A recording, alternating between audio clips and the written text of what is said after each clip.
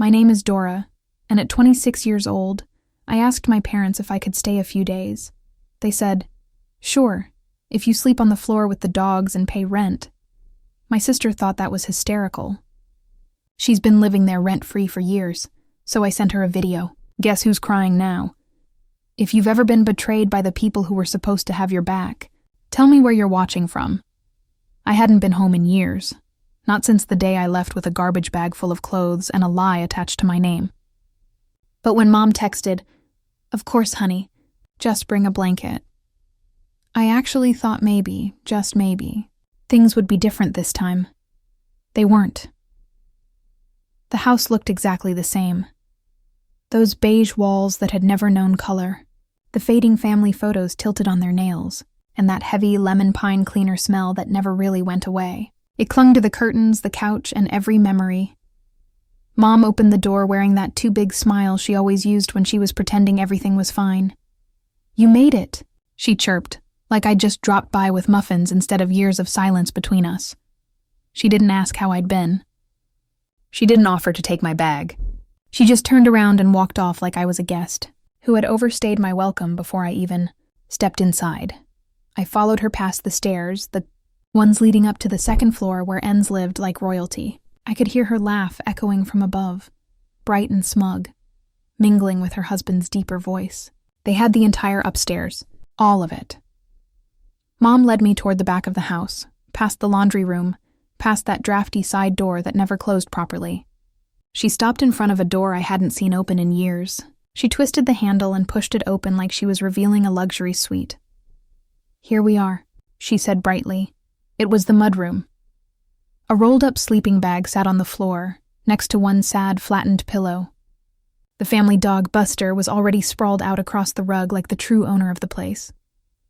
"You'll be in here," Mom said, her tone sugary sweet. I blinked. "You're serious?" "You've got your own space," she insisted, like she was trying to sell me a timeshare. "Buster doesn't bite." Then Dad appeared in the doorway, holding his coffee mug, his robe half-tied. "$60 a night," he said. "That's with the family discount." I stared at him. "You're charging me to sleep on the floor?" "It's just for a few nights," he shrugged. "We all pitch in around here." "Sure." Everyone except Enz, who hadn't pitched in since 2009. Right on cue, I heard the creak of footsteps. Enz appeared at the top of the stairs, dressed head to toe in faux casual designer workout gear, looking like she'd stepped out of a commercial. She took one look at me standing there in the mudroom, and her grin spread like wildfire. "Oh my God," she laughed. "You're putting her with the dog?" "She's got loads of room," Mom said quickly. "Buster loves company," Dad added. Enz leaned against the banister, practically glowing. "This is gold. Remember how you used to pretend to be a vet?" "Full circle!" I didn't laugh. I just reached into my pocket. "Enz," I said quietly. "Can you check your phone?" She blinked, suspicious. "What?" "I sent you something." She rolled her eyes, clearly expecting a meme or a snide comment. But then she tapped her screen once, twice, and froze. The shift was instant. Her smirk fell away. Her face drained of color. She went from smug to stunned in 2 seconds flat. "What is this?"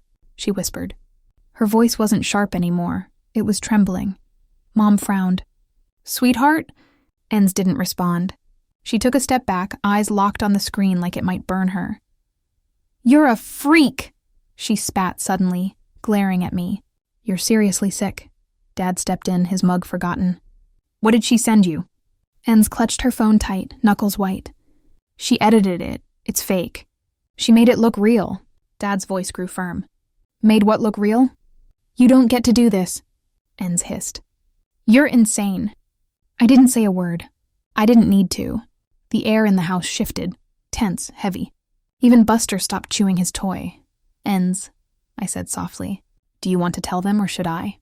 Her husband had come down halfway now, brow furrowed. Mom stood rigid. Dad's mouth was a tight line. All eyes were on her, but Enz didn't answer.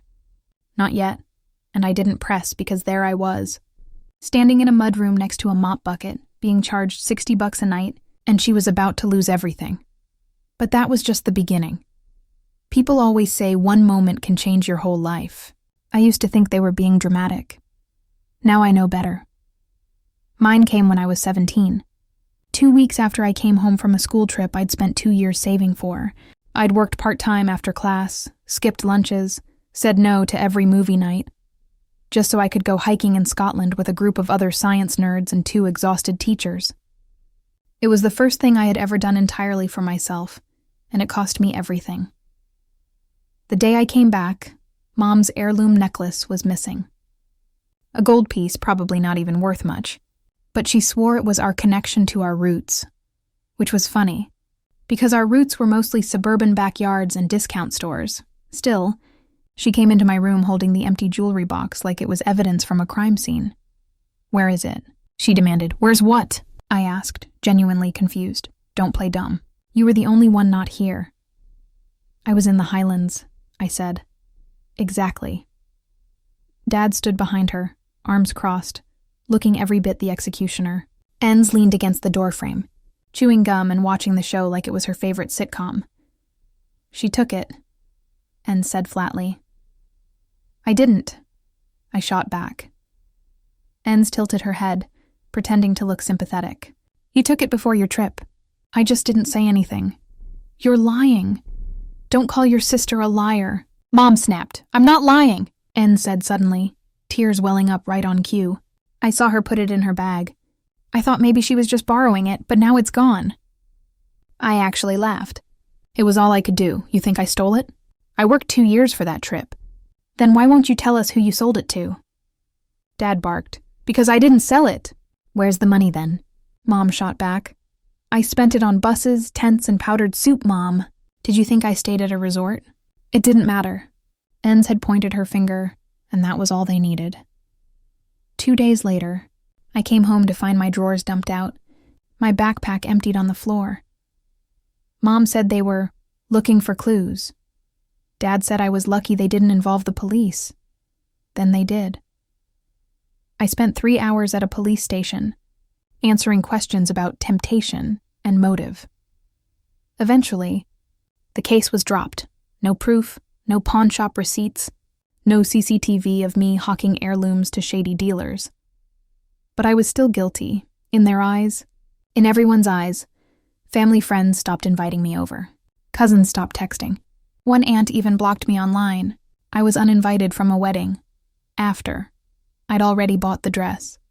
And through it all, Enz just watched. She didn't gloat, didn't apologize. She just quietly stepped into the role I'd vacated. The golden daughter. I moved out the day I turned 18. Mom handed me an envelope with $20 and a note that said, "We hope you find your way." No hug. No goodbye. Just silence, and Enz's laughter echoing down the hall. I rented a room in a rundown flat, got a retail job, and learned how to survive. I ate cereal for dinner. I cried in break rooms. I had panic attacks in bathroom stalls. For years, I believed it had all been a misunderstanding, that if I could just prove I hadn't stolen that necklace, they'd take me back. Then last winter I saw it, a listing on a second-hand marketplace. It was almost funny at first. There it was, the necklace. The necklace. Same tiny dent on the pendant, same scratch on the clasp. I knew it instantly. The seller used a fake name. The photos were cropped. The listing said, "Family piece. Open to offers." My hands shook as I took a screenshot. Then I called a friend. 2 weeks later, I sat outside a cafe on the edge of town, wearing a blonde wig and pretending to read a menu. Inside, my friend Molly waited at the counter. She was the buyer. She wore a wire. Another friend, Levi, sat nearby with a laptop, camera hidden in his sleeve, backup battery in his hoodie. I didn't want revenge. I wanted proof, and I got it. Enzi showed up wearing sunglasses and a hoodie, like she was auditioning for a bad spy movie. She slid into the seat, pulled out a little box, and set it on the table. Inside was the necklace. Molly asked where it came from. Enz shrugged. "Gift from an ex." Then she leaned in. "You brought cash, right?" Every second was recorded. The date, the time, the lie. The audio I watched from the car. Hands clenched so tight I left nail marks on my palms. After she left, we had everything. I made backup copies. I called the police and then I waited for the right moment. So when my parents said I could stay for a few days, I said yes. I packed a bag. I walked into that house for the first time in years, and they showed me the floor with a dog, $60 a night. My sister laughed and I handed her the truth. My sister's hand was still frozen midair, clutching her phone like it had turned to ice, her face not so smug anymore. And Mom said again, a little sharper this time, "What is it?" En's, her husband, was now standing beside her, trying to peek over her shoulder. She turned away fast, blocking the screen, like a teenager hiding text from a teacher. And as Dad's voice was firm, "What's going on?" She still didn't say a word. So I did. "She knows," I said slowly. "They all will very soon." Mom looked at me like I just threatened to blow up the house. "What's that supposed to mean?" I didn't answer.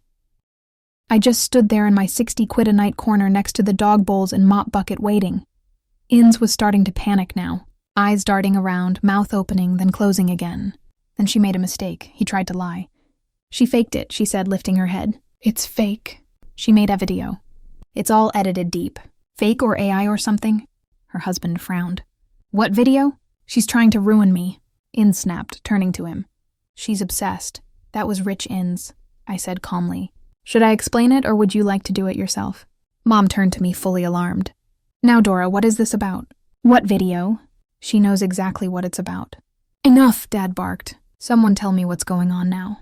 Enz was still gripping the phone like it might save her, but she was out of rope, and the silence told everyone what her words wouldn't. Her husband stepped forward. "Ines's," he said quietly. "What did she send you?" She shook her head. "It's nothing." He looked at her and something must have clicked because he held out his hand. "She didn't move." "Let me see it," he said again. When she didn't, he pulled the phone out of her grip. Not Roly, just decisively like a man who suddenly realized he's been living with a stranger. He looked at the screen, watched, and then he went very still. "Jesus Christ," he muttered in. Mom's voice cracked. "What's on the phone?" Her husband turned it towards them and hit play. The sound came on in Nez's voice, casual, confident it was a gift from an ex. The room went dead. The dog whined softly. Everyone heard it. The footage, the voice, the way, even with the cropped camera angle and hoodie. There was no denying who it was. My sister trying to sell the necklace. She's where I stole the necklace that ruined my life. The necklace I got kicked out over. I stayed quiet. Just stood there letting it sink in, and then Mom said barely above a whisper, "Tell me that's not what I think it is." Inns looked at the ground. I don't remember. It was years ago, maybe I did take it, but it was, "Oh my God," Mom said. Her face had gone pale. Dad looked stunned, like someone had pulled the rug out from under his brain. "You said you saw her take it," Hess said slowly. "You said you saw it with your own eyes." Inez didn't answer. Mom turned to me. "Now, Dora, is this real?" I met her eyes. "I had 3 witnesses. It's recorded from 2 different angles. Audio backed up. I also filed a police report. By the way, you can expect a call soon." That was when Enz started crying. "I was just a kid," she shouted. "I didn't think you'd get kicked out. You told them you saw me steal it. I said you watched them tear my life apart. I didn't mean for it to go that far, but it did." The room went quiet again. Mom was shaking her head like she couldn't process it. No. It's not what it looks like." "It's exactly what it looks like." I said. Dad sat down heavily on a chair like someone had punched the air out of him. "We filed a report," he whispered. "We went to the police. You told everyone I was a thief." I said you made sure I left this house with nothing. Inns was sobbing now, mascara streaking down her cheeks. "I'm sorry. Okay, I was 16, I panicked. You were always so perfect." "And I just don't," I said sharply. "Don't make this about me being too perfect. You lied and you let that lie sit for years while I lived in a cupboard and sold old textbooks to survive." Her husband looked at her like he'd never seen her before. "You let her take the blame for something you did. I didn't think anyone would believe her. She cried it was just supposed to go away. And right there it hit me. She didn't think anyone would believe me. Not because the lie was convincing, but because it didn't matter. Because in this house, her word would always carry more weight than mine, even when it was garbage." No one said anything for a long time. Then Mom cleared her throat. "This should have been handled privately." That made me laugh. "Actually laugh privately? You mean like how you privately went to the police? Privately told every relative I was a thief. Privately made sure I couldn't show my face at a family wedding. Dora, this isn't the way." she said firmly. No, I said it's not, but it's the only way anyone ever believed me. Dad was staring at the floor, Enzwa still crying. Her husband stepped back like the gravity of it all had finally landed on him. I can't believe this, he muttered. I can't believe you did this to your own sister. He looked at me. I'm so sorry. I nodded once and that was it. I looked at all of them. My parents, my sister. The hallway I used to tiptoe down. The staircase I wasn't allowed to climb anymore. I had imagined this moment for years. Dreamed about it. But it didn't feel like victory. It felt like something else. Something quieter. I turned to go. Paused at the doorway. And Mom. She looked up startled. Thanks for the room, but I think I'll sleep somewhere. That doesn't come with a chew toy. And a rental fee. Then I stepped outside. No drama ticket exit. Just the cold air on my face and the weight of the lie finally lifted. I didn't hear from any of them for 3 days. Not a text, not a call, not even a please delete the video before the police see it. Just silence. It should have felt good. It didn't. I'd imagined that moment, me walking out, truth in hand, their faces crumbling for years. Thought it would fix something. Thought it would undo all the years of being invisible. It didn't, because 3 days later, when I finally did hear from them, it wasn't an apology. It was a guilt trip message from Mom. We're every upset with how you handled things. We could have worked this out privately. No need to involve the police. Inz was just a child when it happened. She was 16. I was 17. But sure, let's play that. She was just a kid card. You weren't saying that when you filed a report and had me dragged into a police station. Back then it was thieves don't belong in this family. Now it was Dora. But reasonable. I didn't respond. I sent the video to the rest of the extended family. Instead, every last one of them. The ones who stopped inviting me to birthdays. The ones who said, we love you, but your parents need time. The Onis who whispered, stealing is serious, and thought that counted as being neutral. The replies started almost immediately. I had no idea this is heartbreaking. I'm so sorry. I feel sick watching this. A cousin I hadn't spoken to in 7 years sent me a voice note sobbing. I said, thank you. Then muted the thread. 2 days after that, I got a text from my aunt. She said she was hosting Christmas this year and wanted me to come. Your parents won't be tending. That's when it hit me. The people who had cut me off weren't just apologizing. They were choosing sides for the first time ever. They were choosing me. The escalation came fast. After that, Inessa's husband filed for divorce. I didn't even know that until Afren texted me a screenshot from Facebook. He changed his status to Tozingle and unfollowed her. Guess he didn't like being married to someone who ruins people's lives for sport. From what I heard, Enz tried to explain it away, claimed it was a high school mistake that got blown out of proportion, said I was milking it for attention, but the video didn't lie, and neither did the silence that followed. She was uninvited from 3 family events. One of her old friends blocked her on every platform, and her name. It started getting passed around like a warning label. Meanwhile, my parents doubled down. They hired a lawyer and got the charges dropped. They said it was a family misunderstanding, a teenage mix-up. And then, because apparently irony is alive and well, they told me. They hoped I could forgive and move forward. I didn't reply. Not right away, not for weeks. But when I finally did, I kept it short. Funny how you call it a mistake now. When I made the exact same mistake. You called the cops. They never answered that one. For a long time, I thought clearing my name would bring everything back. I thought I'd walk into that house and finally hear the words I'd been dying to hear.